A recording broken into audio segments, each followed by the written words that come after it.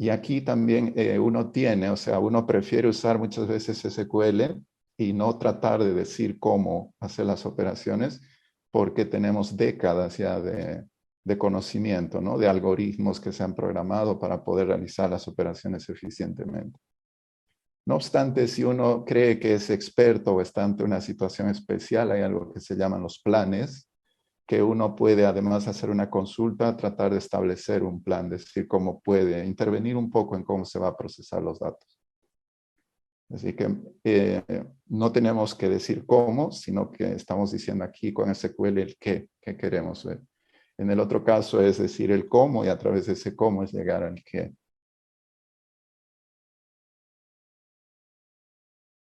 Ahora, para el ejemplo que vamos a ver en un momento, he usado una librería adicional que se llama bueno, Panda SQL, que nos brinda una forma conveniente para poder usar sintaxis SQL usando los objetos de pandas que se llaman data frames.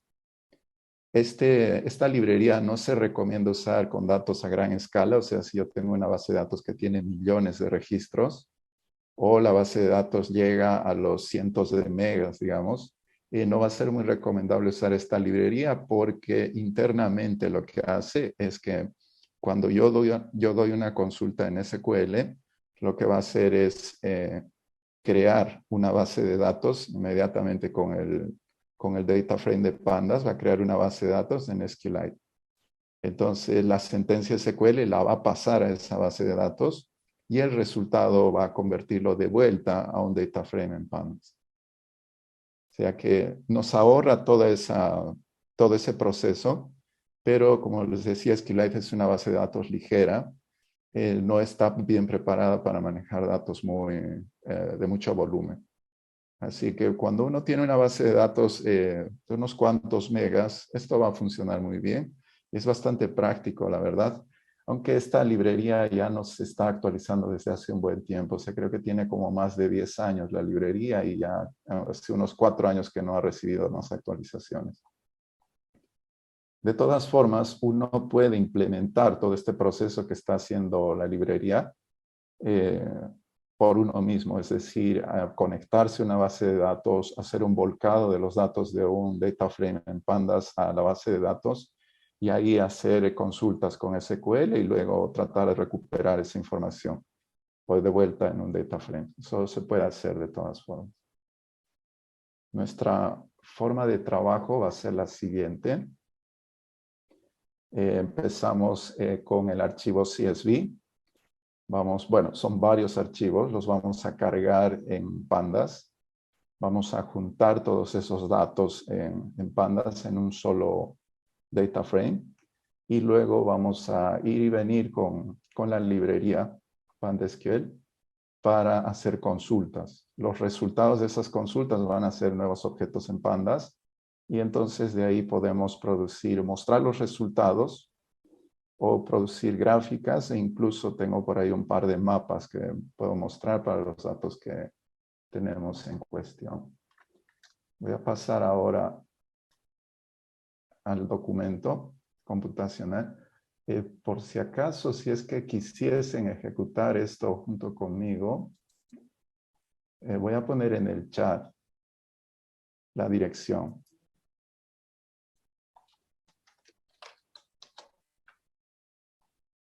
Está enviándose, no está compartiéndose a todos, sino que está yendo solo a Analítica Fundación.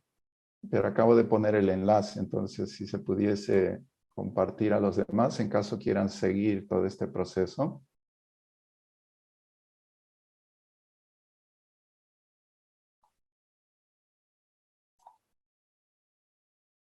Listo. El enlace que acabo de colocar en el chat, entonces los va a llevar este documento. Este es un notebook, Jupyter Notebook le dicen, que está alojado en el servicio de Collaboratory de Google.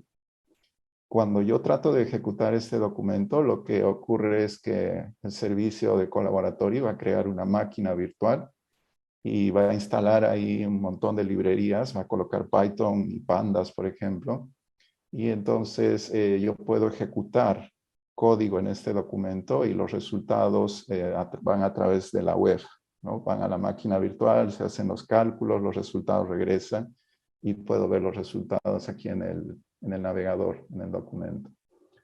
Lo que haría sería una copia porque el enlace es para que puedan ver, presionando hacer una copia. Ok, ahora sí tengo una copia en la cual yo puedo hacer las modificaciones que desee. Probablemente les pida que se logueen a una cuenta de Google. En la parte superior derecha ven ahí una O en color morado. Es porque ya tengo mi cuenta ahí activada, abierta la sesión en Google. Entonces, para poder ejecutar, generalmente pide una cuenta. Ok, aquí, ¿cuál va a ser la estructura? Primero vamos a preparar el entorno de trabajo. Luego vamos a hacer un preprocesamiento de los datos. Y finalmente vamos a ejecutar las consultas, la parte de análisis de datos. Ese es el esquema, digamos, que vamos a seguir para el documento. Lo que tenemos aquí, bueno, el código está oculto, se puede desplegar si hacen clic en una celda.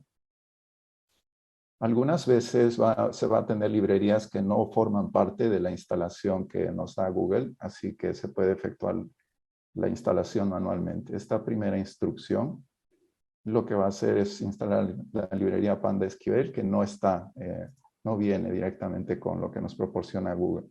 Es la única librería que voy a instalar. Todo lo demás que he necesitado para este análisis está ya instalado, así que no me tengo que preocupar de eso.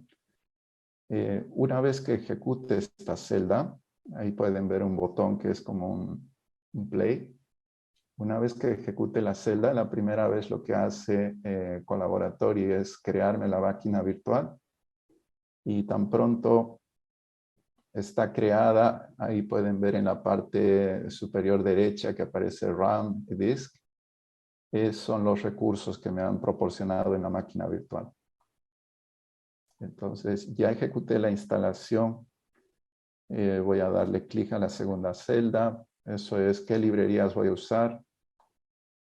Digamos, ahí tengo a Pandas, tengo a Matplotlib para algunas gráficas, tengo a Folium para hacer mapas y así hay otras librerías adicionales. De ahí, funciones utilitarias, eso por ahora simplemente lo voy a ejecutar. Si nos queda algo de tiempo, vamos a explorar un poco eso, pero es básicamente código para poder ejecutar las consultas. Luego, aquí yo tengo, quizás no se aprecie bien, pero lo que hice fue crear de antemano un archivo CSV con todas las consultas que les voy a mostrar. Esto lo vamos a poder apreciar en detalle en un momento. Por ahora es simplemente, tengan presente que esa celda, cuando la ejecute, lo que hace es crear un archivo CSV. Eso lo voy a usar yo internamente para generar las consultas. Ya ejecuté. Listo, lo siguiente. Como les decía, los datos están alojados en la página de la Agencia de Protección Ambiental. Entonces, una vez que uno explora la página y trata de descargar un archivo, lo que pude ver es que hay una estructura, ¿no? Un patrón en las direcciones para poder conseguir los archivos. Lo que muchas veces uno va a tener que hacer es escribir código para recolectar estos archivos. Esta celda que dice descargar los datos, lo que hace es usar una función de Python para poder descargar. Son casi 35 archivos que tenemos desde 1987. Entonces se generan los nombres en base al URL. A la dirección voy a generar los nombres y luego los voy a guardar. Voy a ejecutar esta celda porque son varios archivos que tiene que estar descargando. Y una vez que eso termine, lo que tendría que hacer es juntar todo eso en pandas en un solo data frame. Así que usando los nombres de archivos con los que he guardado, puedo usar esta función, por ejemplo, de pandas. Pandas concat es concatenación de otros data frames en los que ya he cargado los archivos. Todo esto lo va a juntar. Obviamente para poder juntar archivos o data frames deben tener la misma cantidad de columnas, ¿no? Así que tan pronto termine, ejecuto esa celda.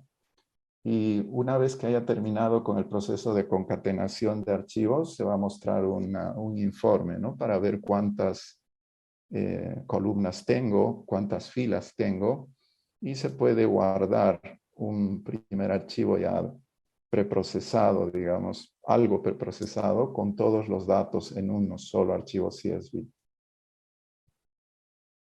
Así que, a ver. Ahí pueden ver que ya tengo los datos hasta el 2013, sigue descargando.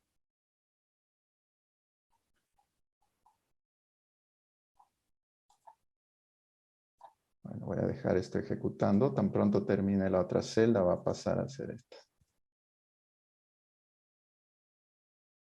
Ok, perfecto, ya terminó.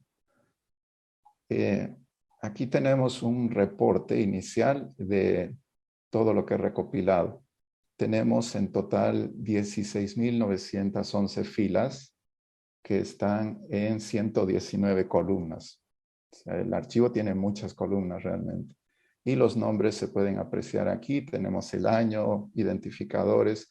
Este reporte de emisiones lo tienen que hacer las empresas, la industria, ¿no? Si son fábricas, si son farmacéuticas, etcétera, tienen que hacer esos reportes de las emisiones de químicos tóxicos que están haciendo por año.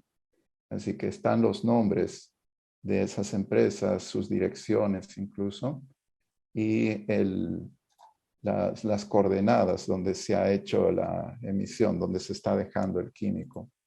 Latitud, longitud, y así sucesivamente. Hay un montón de información ahí. Uno tiene que ir a la página del inventario para ver qué significa cada columna, qué es lo que contiene, y entonces de acuerdo a eso hacer una selección de cuáles columnas le interesan. Así que aquí lo primero que vamos a hacer ahora en la parte 2.3 es seleccionar las columnas que me van a interesar. Pero bueno, ya de 119 creo que eran, voy a quedar con unas, ¿cuántas hay aquí? Unas 17 columnas, pero aún así ni siquiera he podido usar todas esas, ¿no? Toma tiempo pensar y diseñar cómo se van a hacer las consultas.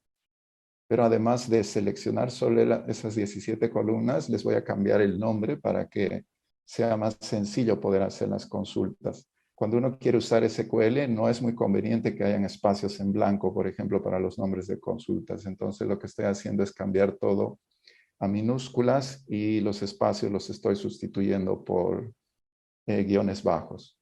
Entonces, voy a ejecutar esta celda. Ahí están los nuevos nombres de columna.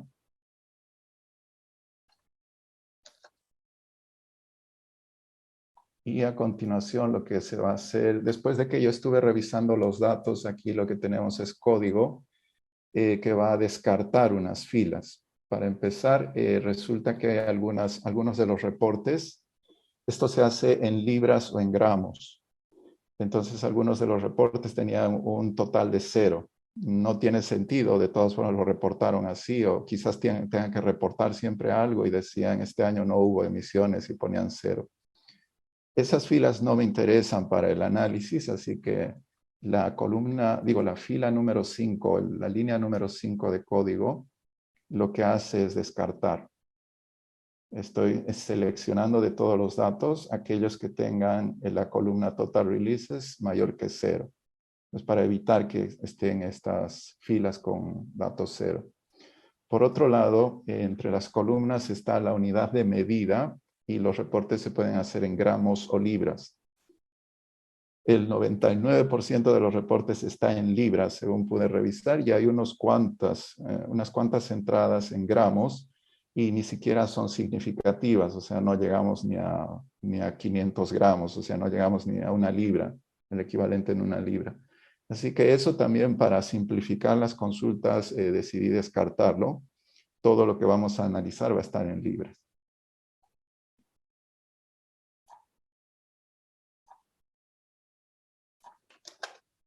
luego de hacer esos descartes, entonces tenemos que inicialmente eran 16.000 filas, ahora estamos con 12.600 filas más o menos. Y estamos con 16 columnas. Además, con este reporte tengo cuánto estoy ocupando en memoria. Esto no es mucho, 1.6 megas. Si llego a tener una base de datos, o mejor dicho, un data frame en Pandas que esté alrededor de 500 megas, 1 gigabyte, ahí sí me debo empezar a preocupar porque eso podría generar o consumir rápidamente la memoria del equipo en el que estoy trabajando. Esto no va a generar problemas, así que puedo seguir tranquilo y no preocuparme por tratar de reducir columnas o tratar de filtrar más las filas. No tengo que hacer esas operaciones. Los datos, para darle ya una mirada,